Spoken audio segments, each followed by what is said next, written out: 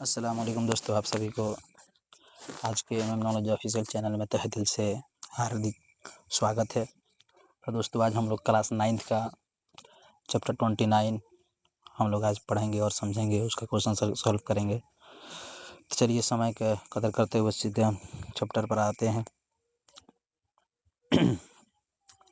तो ये हमारा चैप्टर 9th का क्वेश्चन आंसर है, जो रबायात है, तालारी जुबर्ग का लिखा हुआ है, जिसका पहला क्वेश्चन आता है, बरक का असली नाम क्या था। तो बरक का अगर असली नाम के बारे में बात करें तो बरक का असली नाम सैयद शाह नासिर रिजवी है। ठीक है दोस्तों, दूसरा जवाब आपको आएगा कि इनमें से कौन सा तसनीफ़ बरक की है। मतलब उसमें ऑप्शनली क्वेश्चन है, आपको जब भी आएगा ऑप्शनल तो उसमें आपको जवाब देना है गौर व फिक्र। ठीक है। सेकेंड थर्ड क्वेश्चन है, बरक कहाँ पैदा हुए। तो बरक कहाँ पैदा हुए, तो इसका जवाब हो जाएगा बरक अपने ननिहाल फुलवारी शरीफ में पैदा हुए। ठीक है। नेक्स्ट क्वेश्चन है, बरक किस ओहदे से सकबदोश हुए, मतलब किस ओहदे से वो रिटायर हुए। तो उनका जो ओहदा था उसका जवाब हो जाएगा दोस्तों सदर शोबा के ओहदे से सकबदोश हुए। उसके बाद क्वेश्चन है, हमें किसकी खिदमत में उफ़ नहीं करना चाहिए, मतलब किसके ओहदे में उफ़ नहीं करना चाहिए। तो इसका जवाब हो जाएगा माँ बाप की खिदमत में हमें कभी उफ़ नहीं करना चाहिए। ठीक है दोस्तों, इसका जवाब हो जाएगा माँ बाप की खिदमत में कभी उफ़ नहीं करना चाहिए। ठीक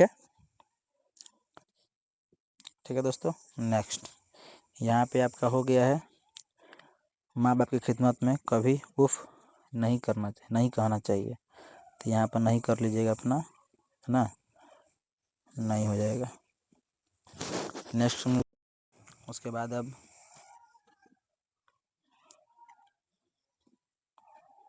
यहाँ पर सेकंड क्वेश्चन है, बरक का वालिदैन का नाम क्या है, मतलब पेरेंट्स का नाम पूछ रहा है।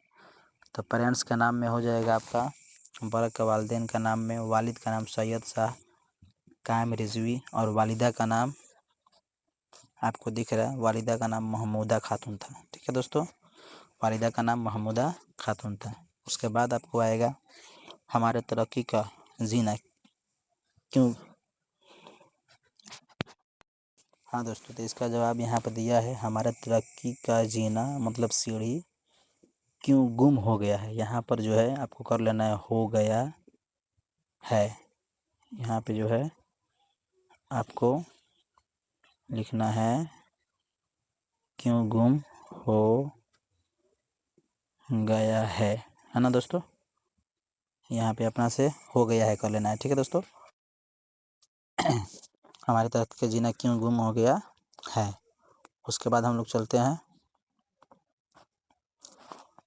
अब यहाँ पर दिया, इसका जवाब होगा लोगों के दिल में बुग़्ज़ कीना हसद जहालत से भर गया है और इसलिए तरक्की का जीना गुम हो गया है। मतलब इस दुनिया में जो है इतना ज़्यादा लोगों को एक दूसरे से दुश्मनी, बुग़्ज़ कीना, हसद और जहालत हो गया है कि आज के डेट में लोग तरक्की की तरफ ध्यान देना ही अपना छोड़ दिया है। और उसके बाद नेक्स्ट क्वेश्चन आता है, बरक के दूसरे मजमुआ का नाम बताएं। दूसरे शेरी मजमुआ का नाम क्या है। तो इसका जवाब हो जाएगा दोस्तों आपको यहाँ पर, बरक का दूसरे शेरी मजमुआ का नाम है शायगा और सहाब सुखन। पहला ये है, दूसरा ये है, शायगा और सहाब सुखन। ठीक है दोस्तों। उसके बाद है दोस्तों, बरक किस सन में पैदा हुए थे। जवाब हो जाएगा बरक का 1938 ईस्वी में पैदा हुए थे। ठीक है, यहाँ पे आपको बरक 1938 ईस्वी में यहाँ पे लिख लेना है पैदा हुए थे। ठीक है,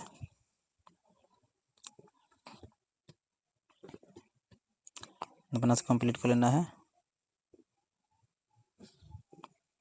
ठीक है दोस्तों, अब उसके बाद क्वेश्चन है, तस्वीर के हर पहलू को परख कर कुछ कहने का नाम क्या है।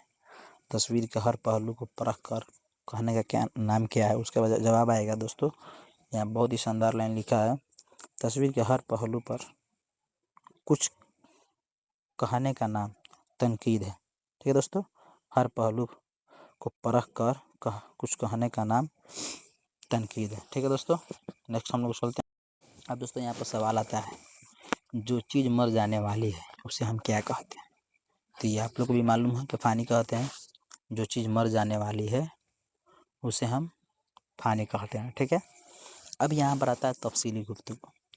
तफसीली गुफ्तगू के बारे में अगर बात की जाए तो जो सवाल का जवाब लॉन्ग होते हैं उसे हम, लंबी होती है, तवील होती है, उसे हम तफसीली गुफ्तगू कहते हैं। उसके बारे में तफसील से जानते हैं। चलिए हम लोग जानते हैं उसके बारे में। तो देखिए यहाँ पर पहला दिया है, तनकीद कैसे करनी चाहिए। तनकीद कैसे करनी चाहिए? जिस शख्स को हर पहलू को परख कर कुछ कहना आता हो, जो हर पहलू को पहचानने और समझने और उस पर बोलने, उसे ही तनकीद करनी चाहिए। जिसे हर पहलू को परख कर बोलना आए, समझना आए और हर पहलू को समझ करके, है ना, पहचान करके बोले, उसे ही तनकीद करनी चाहिए। ठीक है दोस्तों, ये क्लियर हो गया।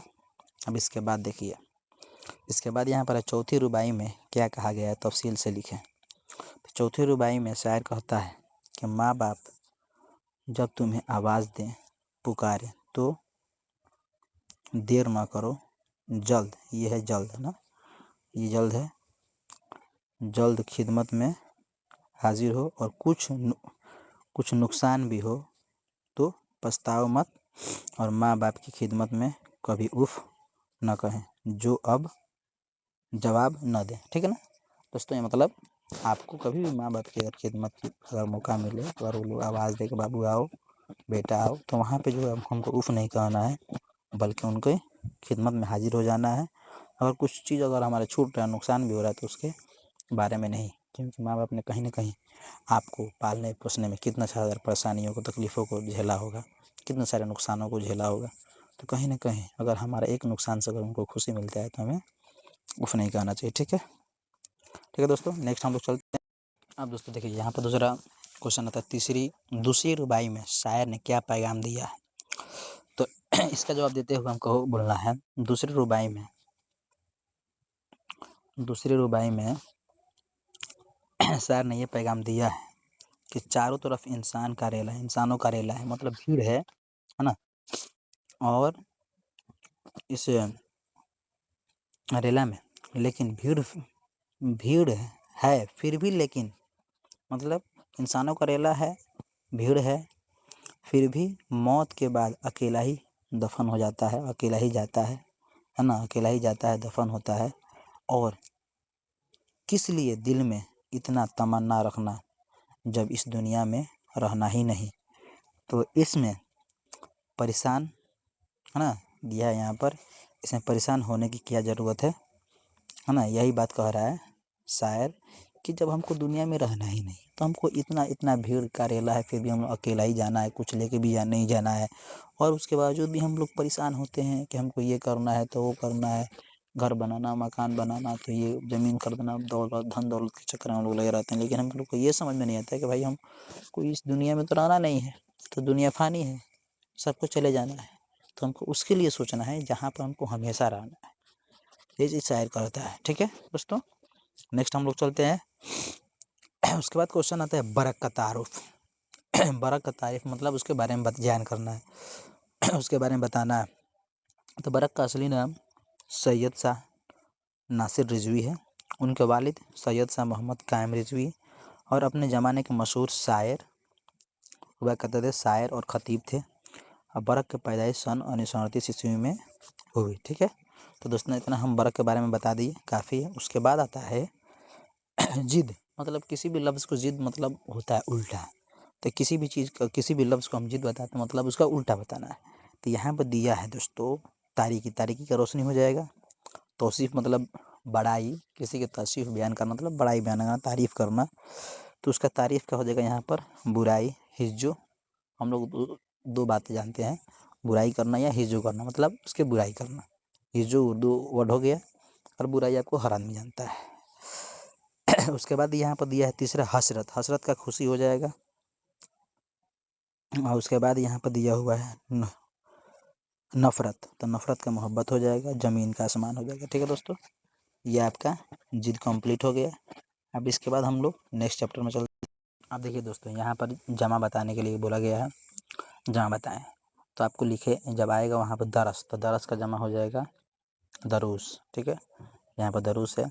तालीम का तालीमात, मजहब का मजाहिब, शायर का शोरा, इल्म का आलूम। ठीक है, इसके बाद हम लोग चलते हैं फुलवारी शरीफ। अब यहाँ पर आइए कुछ कार्य दिया है, तो आइए कुछ कार्य में जो पहला क्वेश्चन है दिया है फुलवारी शरीफ कहाँ है, तो फुलवारी शरीफ पटना बिहार में। ठीक है दोस्तों, यहाँ पर हो जाएगा पटना बिहार में, पटना बिहार में वाक़ है।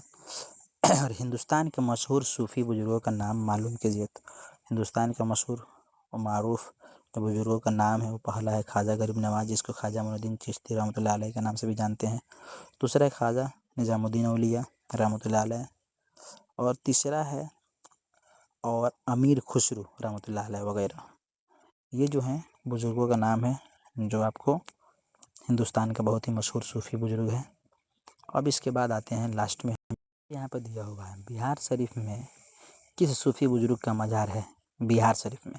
तो बिहार शरीफ में जो जवाब आपका हो जाएगा, बिहार शरीफ में हज़रत मखदूम शरफुद्दीन, है ना दोस्तों, यहाँ पर हो जाएगा हज़रत मखदूम शरफुद्दीन यहिया मनेरी रहमतुल्लाह अलैह का मज़ार है बिहार शरीफ में, जो पटना में है। ठीक है दोस्तों, तो ये बिहार शरीफ में आपको इसका जवाब हो जाएगा क्लियर।